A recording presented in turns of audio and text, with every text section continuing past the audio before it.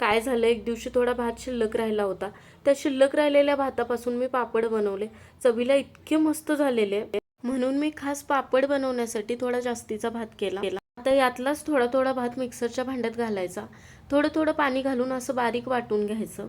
अशा कन्सिस्टन्सीचं पीठ तयार करून घ्या. जास्तही घट्ट किंवा जास्तही पातळ ठेवायचं नाही, असं पीठ ठेवायचं.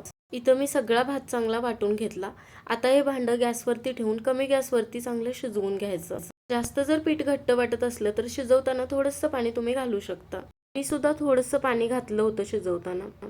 पापड चवीला लागण्यासाठी यामध्ये मी जिरे, ओवा, मीठ घालून छान मिक्स करून घेतलं. ओवाऐवजी तुम्ही हिंग वापरला तरी चालेल. एवढ्या पिठाला इथं मी पाव चमचा सोडा आणि पाव चमचा बेकिंग पावडर घातली. सोड्याऐवजी तुम्ही पापड खार सुद्धा घालू शकता. लक्षात ठेवा, पीठ इतपतच शिजवून घ्यायचं आहे. अशी कन्सिस्टन्सी आली की गॅस लगेच बंद करा. जास्त वेळ जर तुम्ही पीठ शिजवलं तर पापड व्यवस्थित पटपट पसरत नाहीत आणि जास्त जाड होतात. कागदाला थोडंसं तेल लावून घ्यायचं आणि यावरती पळीने पापड पसरवायचे.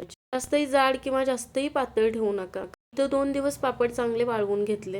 हे पापड तुम्ही सुरुवातीला फॅन खाली घालून सुद्धा वाळवू शकता. नंतर उन्हामध्ये ठेवले तरी सुद्धा वाळतात आणि तळल्यानंतर बघा दुप्पट तिप्पट फुलतात. चवीला मस्तच होतात, याशिवाय खुसखुशीत सुद्धा. तुम्ही सुद्धा हे पापड करून बघा आणि जाता लाईक आणि फॉलो तेवढं